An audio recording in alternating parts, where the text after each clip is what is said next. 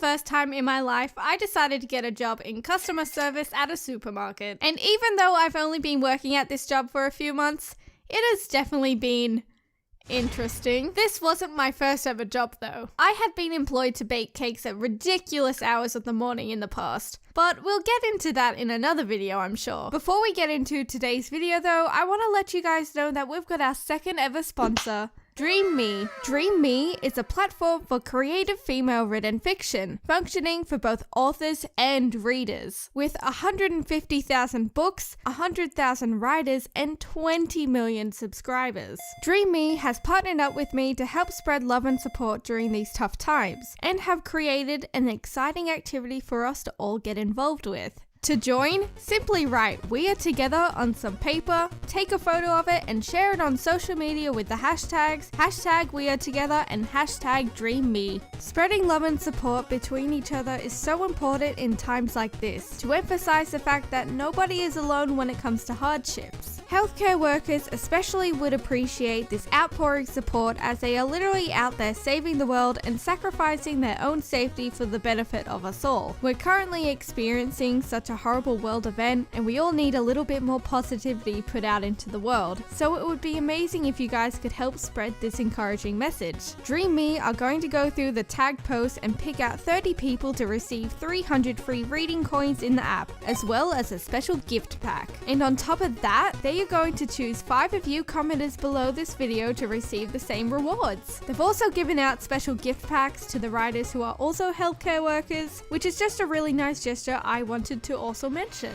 Anyway, on with the video. This customer service job was my first job that required social skills, and I had none when I blindly walked into it. Me applying for this job and me creating this YouTube channel happened at exactly the same time, and for a good reason. I probably could have invested all my time into YouTube, but I knew that I probably needed some sort of backup to support me while I was trying to make this all work. And me working at this place had turned into content, so you know. Let's call the supermarket Lols, since that rhymes with the actual name of the store and I don't want to get sued for using their awful store name. I applied for my job at Lols online, and a couple weeks later I was scheduled in for an interview. I used to hear so many horror stories about people freaking out and butchering their interviews purely on the fact of nervousness, but honestly, I felt fine. I walked in and answered all the typical job interview questions, and then we just spoke about dogs for the second half of it. I was pretty satisfied with that. Then, the week after that, I had my first shift. This is where things take a turn. I made so many mistakes. And fruit? Vegetables? How had I never heard of half of these? Excuse me? What is this? It is a Choco. Listen to this nerd. She has never heard of it before. Hey Mom? Yeah? Have you ever heard of a Choco before? Jess? I don't want to choke about it. Not only are the random names of obscure fruit hard to grasp, but trying to find certain brands of certain fruit? Wow. Let's use a really simple example here though and say apples. Do you know how many different types there are? What about mandarins? So many. When I was being trained up for the job, I accidentally pressed the wrong type of apples on the system and suddenly offended a customer. What is this garbage? You're supposed to give me a pink lady. Do you really think I want to eat a Granny Smith? What is this garbage? Just some apple-based humor for you guys. This leads me into the most important and horrifying aspect of working in customer service. The customers themselves. Strangers can be very unpredictable. Other times though, you can pretty much predict exactly what nonsense is going to come out of their mouths. There are people who get way too excited when placing their groceries on the conveyor belt and end up chucking their food all over the place. And their bags. I've been hit in the head once. We've got the old ladies. Oh, Missy, can you please do a favor for me? My arms are so weak and I can't lift my bags up. Thank you so much, young lady. You are beautiful, and I don't doubt your mother thinks the same. Legit, some old lady said that to me, and after she left, I heard her complimenting someone else. She is the definition of a blessing. On the other hand, though, some are like this. Where is my wallet?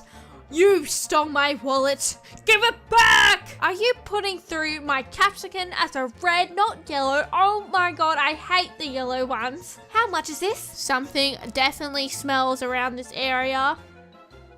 Fix it. Hold up. How did this add up so quick? It has got to be wrong. Does this taste good? Can I please speak to Karen? I bet it doesn't. How much are the apples this week? Great, now you made it too heavy. Can you enter my PIN in for me?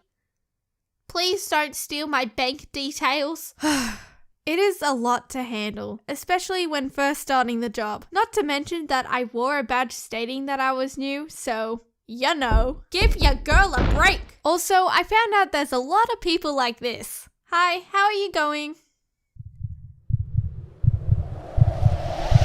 You know what? Put me in a box and yeet me across the ocean. I don't have time to deal with this. There's also those situations where both people say, how are you doing? And it's just awkward because no one replies because you think the other person's going to reply. This happens all the time. Who is meant to answer first? Is anyone meant to answer? Some people really make me uncomfortable though. Here's something that happens way too often. Hey there, how are you doing?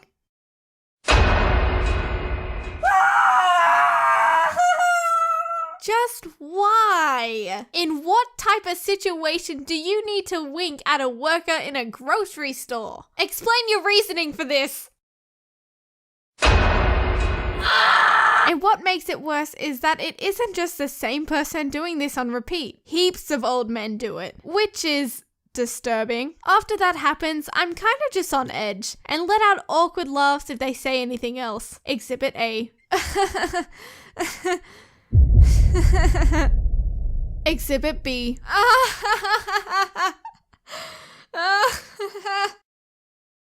Yep, awkward. I know a lot of other people do this too, but I have the fakest customer service voice out there. My voice just goes all high pitched and I can't control it. It just happens. This might be one of the reasons why people have been asking me, how old are you? You look like a little girl. Why aren't you in school? You dropped out of school to work here?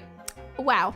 Okay, some people apologize, which is cool and all, but if it were me, I wouldn't question anyone's age if you didn't know them personally. One time, a lady was so blunt and said this right to my face. 18?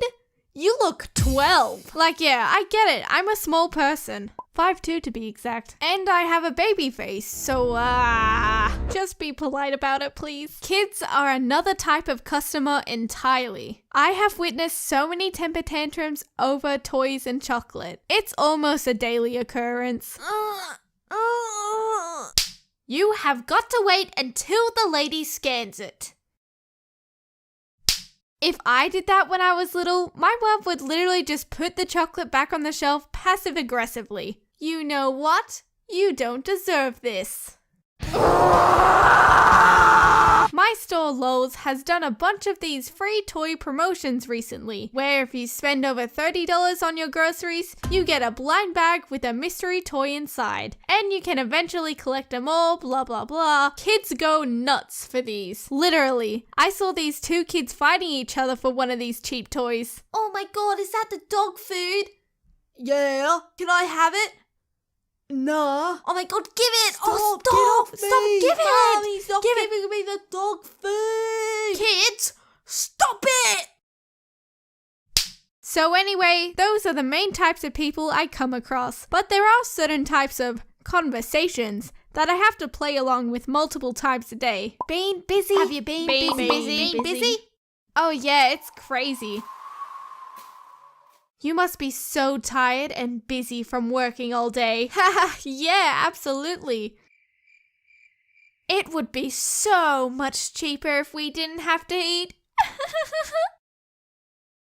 Nice one, Susan. Where's the toilets? Down the hall to the right. Do you know where John has gone? Who is John? This one time, I was on the register by myself and this mother and daughter began to stack all their items onto the conveyor belt. I could just tell her mother was in a foul mood and her daughter was very energetic and irritating to her at the time. She just wouldn't stop asking questions about the food, and her mum would always just respond with the salty one-word replies. While this was going down, the girl had one of those Beanie Boos and was making it jump on every single item, which was hard because I was trying to grab them to scan. She literally held onto some of the products and just stared me down with a dead straight face. Kinda creeped me out a little. Anyway, now to the Beanie Boo.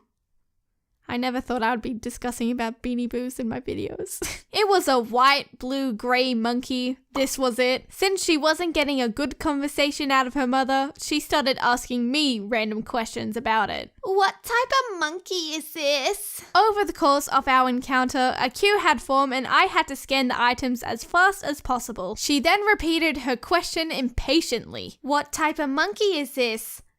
Jess. This caught me off guard and I did my little awkward laugh like, a white and blue monkey, haha. What the hell is that? Once everything was done, the two of them walked away, but this girl held her eye contact with me until she reached the door. Still not quite sure on what to make out of that whole scenario. On a related note, another shift resulted in a random kid hugging me and not letting me go. He's still here to this very day. No, but seriously, he came all the way around behind the desk to do this. It was so confusing. Still preferable over the psychotic Beanie Boo girl though. And now for the other side of the job. Packing the groceries. Honestly, I don't find it to be too bad of a task. I've come to the realization that the art of grocery packing is literally the real life version of Tetris. So maybe a certain guy out there might like packing bags at Lols. All you have to do is pack everything in really close together so there's no empty spaces, whilst also making sure each bag isn't too heavy for the customer. Oh my. Something I didn't expect coming into this job was that it is so easy to cut and bruise your hands from simply packing some food. The sharp edges on the plastic meat containers always manage to slice me up. Or even jamming my fingers against heavy food such as tins of dog food. That hurts a lot. And worst of them all, catching colds from people. There have been a few times where I've came home, crawled into bed, and just passed out for what felt like a century. Thinking back to when I first started working at Lols versus now, there is definitely a significant improvement in my confidence when talking to customers. Sure, I'm still not the best at it, but I was worse than a nervous wreck when I first started out. I even get to say things over the speakers of the shop now. Attention all customers. Please subscribe to www.youtube.com/jelly. I only plan to work at this job part-time and only temporarily. I think full-time would drive me insane and it's definitely not a career path I want to be in long-term. But I do take off my hat to the people that have been working in these types of jobs for an insane amount of years. I've definitely realized how crazy sometimes this job can really be. But to end this video on a positive note, I want to tell you guys one of my favorite things about working at Lols. Getting those cheeky little stuff discounts. But do you know what's even better than that? Getting cheeky little stuff discounts on the already discounted food. I've came home from work plenty of times with tons of great discounted foods. No one can get between me and my red velvet cupcakes. Hey guys, thank you so much for watching and I hope you guys enjoyed me talking about Lols. I've actually been working at this job for quite some time now, so I definitely have a lot of other stories for a part 2 if you guys are interested.